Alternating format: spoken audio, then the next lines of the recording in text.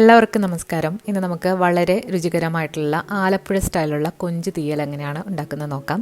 ഇത് ഇത്തവണ നാട്ടിൽ പോയപ്പോൾ എൻ്റെ അമ്മ ഉണ്ടാക്കിയ ഒരു സ്പെഷ്യൽ ആയിട്ടുള്ള തീയലാണ്. അപ്പോൾ നമ്മൾ കൊഞ്ച് തീയൽ ഉണ്ടാക്കാൻ വേണ്ടിയിട്ട് കൊഞ്ച് കൂടാതെ നമുക്ക് കുറച്ച് ഉള്ളി, മുരിങ്ങയ്ക്ക, അതുപോലെ തന്നെ ഉരുളക്കിഴങ്ങ്, പച്ചമുളക് ഇത്രയും കൂടി വേണം.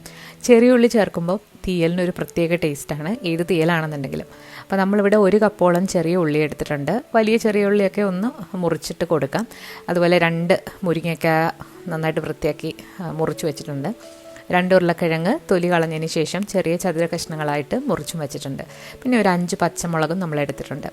അപ്പോൾ ഇവിടെ നമ്മൾ എടുത്തിരിക്കുന്ന കുറച്ചൊരു വലിപ്പമുള്ള ചെമ്മീൻ അഥവാ കൊഞ്ചാണ്. നന്നായിട്ട് കഴുകി വൃത്തിയാക്കി വെച്ചിരിക്കുന്നതാണ്. 1/2 കിലോ ആണ് നമ്മൾ വൃത്തിയാക്കുന്നതിന് മുൻപ് അതിൻ്റെ വെയിറ്റ്. ഇത് കൂടാതെ നമുക്ക് തേങ്ങ വേണം. 1 തേങ്ങയാണ് നമ്മളിവിടെ തീയലിന് വേണ്ടിയിട്ട് എടുത്തിരിക്കുന്നത്. അപ്പം 1 തേങ്ങ ഒരേപോലെ തിരിങ്ങി വെച്ചിട്ടുണ്ട്. ഈ തേങ്ങയിലേക്ക് നമ്മൾ 3-4 ചെറിയ ഉള്ളി വളരെ കനം കുറച്ച് വട്ടത്തിൽ അരിഞ്ഞിട്ട് ചേർക്കാം. അപ്പോൾ നമ്മൾ തേങ്ങ വറക്കുമ്പം ഇതിലേക്ക് കുറച്ച് ചെറിയ ഉള്ളി, അതുപോലെ തന്നെ കറിവേപ്പില ഒക്കെ ചേർത്തിട്ട് വറക്കുകയാണെന്നുണ്ടെങ്കിൽ അരപ്പിന് നല്ലൊരു ടേസ്റ്റ് ആയിരിക്കും. നമ്മളിന്ന് തീയൽ വെക്കുന്നത് അടുപ്പിലാണ്. അടുപ്പിൽ വെക്കുന്ന തീയലിനൊരു പ്രത്യേക ടേസ്റ്റാണ്. അപ്പോൾ നാട്ടിൽ പോയപ്പോൾ എനിക്ക് ആഗ്രഹം ഉണ്ടായിരുന്നു കുറച്ച് റെസിപ്പിയെങ്കിലും അടുപ്പിൽ ചെയ്യണം എന്നുള്ളത്.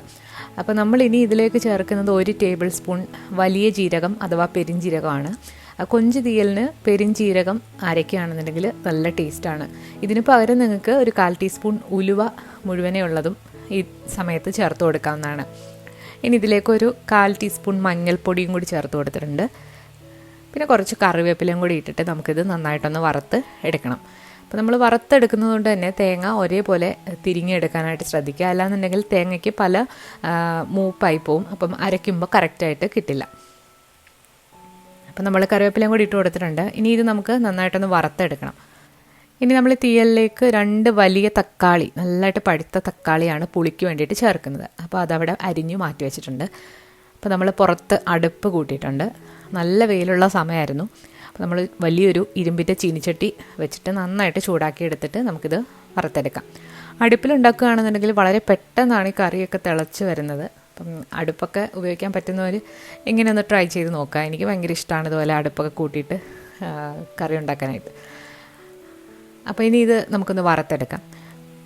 അപ്പോൾ നന്നായിട്ട് ഇളക്കി കൊടുത്തിട്ട് ഇത് ഒരേപോലെ ഒരു ലൈറ്റ് ഗോൾഡൻ ബ്രൗൺ നിറാകുന്നവരെ ഒന്ന് വറുത്തെടുക്കാം. നമ്മളിതിൽ പൊടികളായിട്ടാണ് മുളക് പൊടി, മല്ലിപ്പൊടിയൊക്കെ ചേർക്കുന്നത്. ഇനി നിങ്ങൾക്ക് മുളകും മല്ലിയൊക്കെ മുഴുവനായിട്ട് നിങ്ങളുടെ കയ്യിലുണ്ടെന്നുണ്ടെങ്കിൽ ഇതേ സമയം നിങ്ങൾക്ക് ചേർത്തിട്ട് ഒരുമിച്ച് തേങ്ങയും മുളകും എല്ലാം കൂടി മൂപ്പിച്ചെടുക്കാവുന്നതാണ്.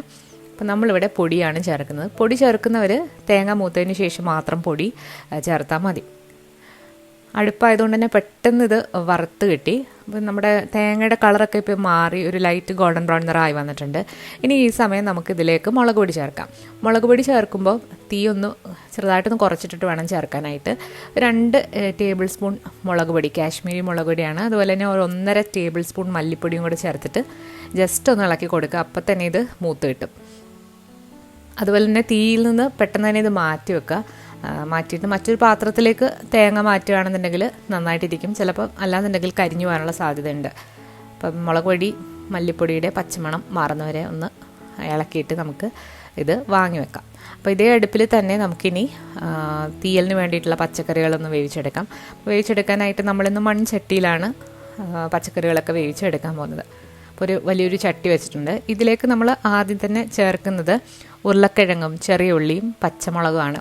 മുരിങ്ങയ്ക്ക കുറച്ചുകൂടെ കഴിഞ്ഞിട്ട് ചേർത്താൽ മതി. കാരണം മുരിങ്ങയ്ക്ക പെട്ടെന്ന് വേവുന്നത് കൊണ്ട് തന്നെ അത് പിന്നീട് ചേർക്കുന്നതാണ് ഒന്നുകൂടെ നല്ലത്.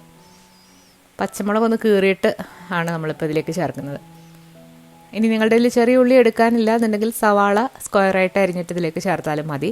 അപ്പോൾ സവാള ചേർക്കുമ്പോൾ തീയലിന് അത്ര ടേസ്റ്റ് വരില്ല. ചെറിയ ഉള്ളിയാണ് എപ്പോഴും നല്ലത്. ഇതിലേക്ക് ഒരു 2 കപ്പ് വെള്ളം കൂടി ഒഴിച്ചിട്ട് നമുക്കിത് വേവിക്കാം. 2 കപ്പ് എന്ന് പറയുന്നത് ചെറിയ 2 കപ്പാണ്. നിങ്ങൾക്കിങ്ങനെ പച്ചക്കറികൾ വെള്ളത്തിൽ വേവിച്ചിട്ടും തീയലുണ്ടാക്കാം. അല്ലാന്നുണ്ടെങ്കിൽ വെളിച്ചെണ്ണയിൽ വഴറ്റിയിട്ടും തീയലുണ്ടാക്കാം. അപ്പോൾ ഏത് രീതിയിൽ വേണമെങ്കിൽ നമുക്ക് ഉണ്ടാക്കാവുന്നതാണ്. അപ്പോൾ ഇനി ഇത് അടച്ചു വെച്ച് നമുക്ക് ഈ പച്ചക്കറികളൊക്കെ നന്നായിട്ടൊന്ന് വേവിച്ച് എടുക്കാം.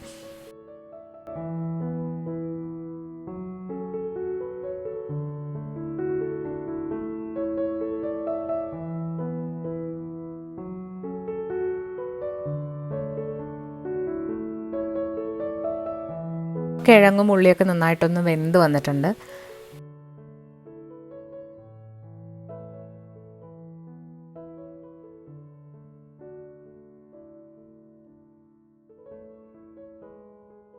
ഇനി ഇതിലേക്ക് നമുക്ക് മുരിങ്ങയ്ക്കയും അതുപോലെ തന്നെ എടുത്തു വെച്ചിരിക്കുന്ന ചെമ്മീനും കൂടെ ചേർത്തിട്ട് അടച്ചു വെച്ച് വേവിക്കാം.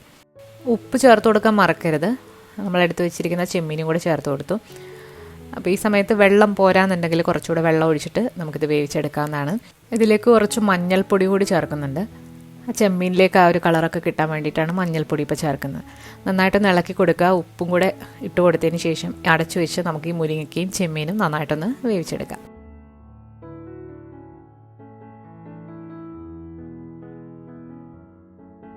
ഇപ്പം നമ്മുടെ കൊഞ്ചും അതുപോലെ തന്നെ മുരിങ്ങയ്ക്കൊക്കെ നന്നായിട്ട് വെന്ത് വന്നിട്ടുണ്ട്. ഈ സമയത്ത് നമുക്ക് അരപ്പ് ചേർത്ത് കൊടുക്കാം. നമ്മുടെ തീയലിൻ്റെ അരപ്പ് നമ്മൾ മിക്സിയുടെ ചെറിയ ജാറിൽ ഒട്ടും തന്നെ വെള്ളം ചേർക്കാതെ നന്നായിട്ട് അരച്ചെടുക്കണം. വെള്ളം ഒരിക്കലും അരക്കരുത്. നമ്മൾ തീയൽ ഉണ്ടാക്കുമ്പം വെള്ളം അരച്ചിട്ട് തീയൽ ഉണ്ടാക്കുമ്പം വേറൊരു ടേസ്റ്റാണ്. അപ്പോൾ അത് ഒന്ന് പ്രത്യേകം ശ്രദ്ധിക്കുക. ഉപ്പ് നോക്കിയിട്ട് കുറച്ചുകൂടെ ഒന്ന് ചേർത്ത് കൊടുത്തിട്ടുണ്ടായിരുന്നു. അപ്പോൾ നമ്മളിതുപോലെ അരച്ചെടുത്തിട്ടുണ്ട്. ഇത് വെള്ളം ഒട്ടും തന്നെ ചേർക്കാതെ അരച്ചെടുത്തിട്ടുള്ളതാണ്. നന്നായിട്ട് എണ്ണയൊക്കെ തെളിഞ്ഞു വരും. ഇങ്ങനെ നമ്മൾ ചേർക്കുമ്പോഴാണ് തീയലിന് കറക്റ്റ് ടേസ്റ്റ് കിട്ടുന്നത്. അപ്പോൾ അരപ്പും കൂടെ ചേർത്ത് കൊടുത്തിട്ട് നന്നായിട്ട് മിക്സ് ചെയ്യാം.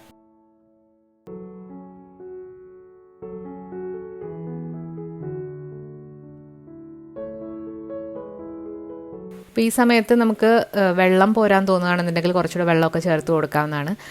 കുഴഞ്ഞിരിക്കുന്ന പരുവാണെങ്കിൽ അങ്ങനെയും ചെയ്യാം. നമ്മൾ ആ മിക്സിയുടെ ജാർ കഴുകിയ വെള്ളം കുറച്ച് ചേർത്തു.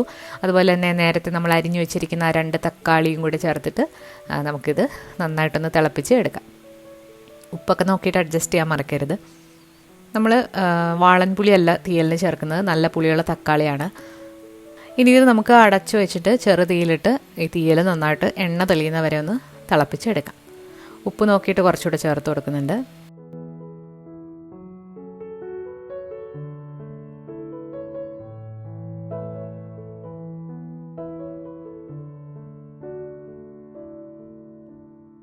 അപ്പോൾ നമ്മുടെ വാവ നമ്മുടെ കൂടെ ഇന്ന് കുക്കിങ്ങിന് കൂടിയിട്ടുണ്ട്. അപ്പോൾ അവനവിടെ വാക്കറിൽ കളിക്കുകയാണ്.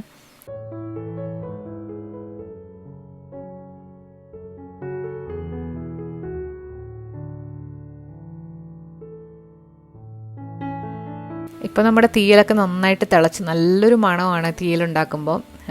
പ്രത്യേകിച്ച് കൊഞ്ച് തീയലാകുമ്പോൾ ഒന്നുകൂടെ മണമാണ്. അപ്പോൾ നന്നായിട്ട് തിളച്ച് വന്നിട്ടുണ്ട്. അപ്പോൾ ഈ തീയൽ നമ്മളിനി എണ്ണ തെളിഞ്ഞൊക്കെ വന്നിട്ടുണ്ട്. അതുകൊണ്ട് നമുക്കിനി തീ ഓഫ് ചെയ്തതിന് ശേഷം നമുക്ക് ഇത് വാങ്ങി വെക്കാം. തീയൽ നമ്മളങ്ങനെ കടുവ ഇറക്കാറില്ല.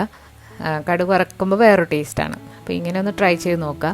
കൊഞ്ച് കഴിക്കാത്തവർ കൊഞ്ച് ചേർക്കാതെയും ഇതേ രീതിയിൽ തീയലുണ്ടാക്കി എടുക്കാവുന്നതാണ്. അപ്പോൾ എല്ലാവരും ട്രൈ ചെയ്ത് നോക്കിയിട്ട് നിങ്ങളുടെ അഭിപ്രായങ്ങൾ അറിയിക്കുക. അതുപോലെ ഈ വീഡിയോ ഇഷ്ടമായാലും ലൈക്ക് ചെയ്യാനും ഷെയർ ചെയ്യാനും നിങ്ങളുടെ അഭിപ്രായങ്ങളൊക്കെ കമൻസിലൂടെ അറിയിക്കാനും മറക്കരുത്. പുതിയൊരു റെസിപ്പി വീഡിയോ ആയിട്ട് നമുക്ക് വീണ്ടും കാണാം. താങ്ക്